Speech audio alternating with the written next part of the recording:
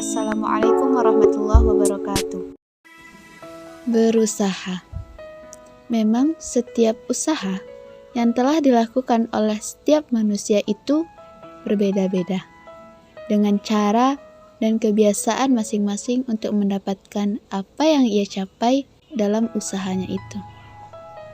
Tak heran ada yang berhasil pencapaiannya yang ia telah lakukan dengan jerih payah, dan ada pula yang gagal. Namun, jika ia berusaha untuk mendapatkan hal itu, maka tidak akan sia-sia apa yang telah diusahakannya. Dalam firman Allah, dalam surat Al-Lail ayat 4, Bismillahirrahmanirrahim.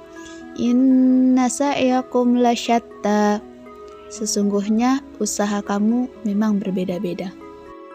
Kemudian, dalam tafsir Ibnu Katsir menyebutkan maksud dari ayat tersebut adalah amal perbuatan yang dilakukan oleh hamba-hambanya berlawanan dan beraneka ragam. Maka, ada yang berbuat baik dan ada yang berbuat buruk.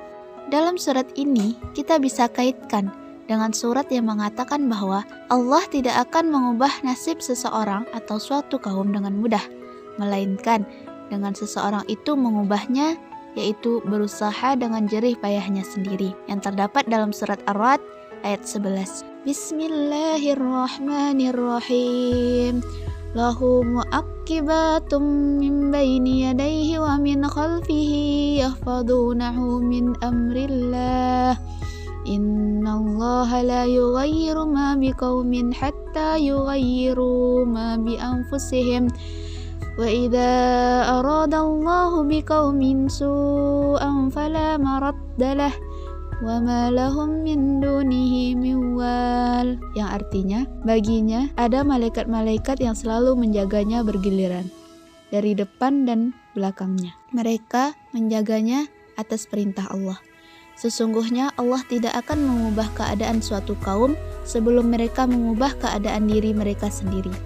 Dan apabila Allah menghendaki keburukan terhadap suatu kaum, maka tak ada yang dapat menolaknya dan tidak ada pelindung bagi mereka selain Dia. Ayat ini digunakan sebagai ayat motivasi bahwa Allah tidak akan mengubah nasib seseorang menjadi lebih baik kecuali dengan usaha dan jerih payahnya sendiri. Tafsiran seperti ini bertentangan dengan realitas lapangan. Berapa banyak orang yang berusaha mengubah nasib mereka dengan membanting tulang, kaki di kepala, dan kepala di kaki, demi ingin mengubah nasibnya menjadi lebih baik. Tapi berapa persen dari mereka yang berhasil? Ayat Al-Quran merupakan sebuah kepastian. Jika diartikan bahwa perubahan nasib menjadi lebih baik di tangan seseorang, tentu tidak akan ada orang gagal dari usahanya. Buktinya tidak demikian. Selain itu, keyakinan bahwa semua kesuksesan dikembalikan lagi kepada pribadi seseorang, baru Allah mengikutinya. Kemudian dalam tafsir Al-Misbah dalam surat Ar-Ra'd ayat 11, yang mana penggalan ayat yang diambil yaitu sesungguhnya Allah tidak merubah keadaan suatu kaum sehingga mereka merubah keadaan yang ada pada diri mereka sendiri. Dan apabila Allah menghendaki keburukan terhadap suatu kaum, Tuhan tidak akan merubah keadaan mereka selama mereka tidak merubah sebab-sebab kemunduran. Dalam arti, Allah menjadikan para mu'aqqibat itu melakukan apa yang ditegaskan kepadanya, yaitu memelihara manusia. Sebagaimana dijelaskan di atas, karena Allah telah menetapkan bahwa Allah tidak akan mengubah keadaan suatu kaum sehingga mereka mengubah apa yang ada pada diri mereka, yakni kondisi kejiwaan atau sisi dari mereka sendiri, seperti mengubah kesyukuran menjadi kekufuran, ketaatan menjadi kedurhakaan, iman menjadi persekutuan Allah. Dan ketika itu Allah akan mengubah nikmat menjadi nikmat bencana, hidayah menjadi kesesatan, kebahagiaan menjadi kesengsaraan, dan seterusnya. Ini adalah satu ketetapan pasti yang kait-mengkait.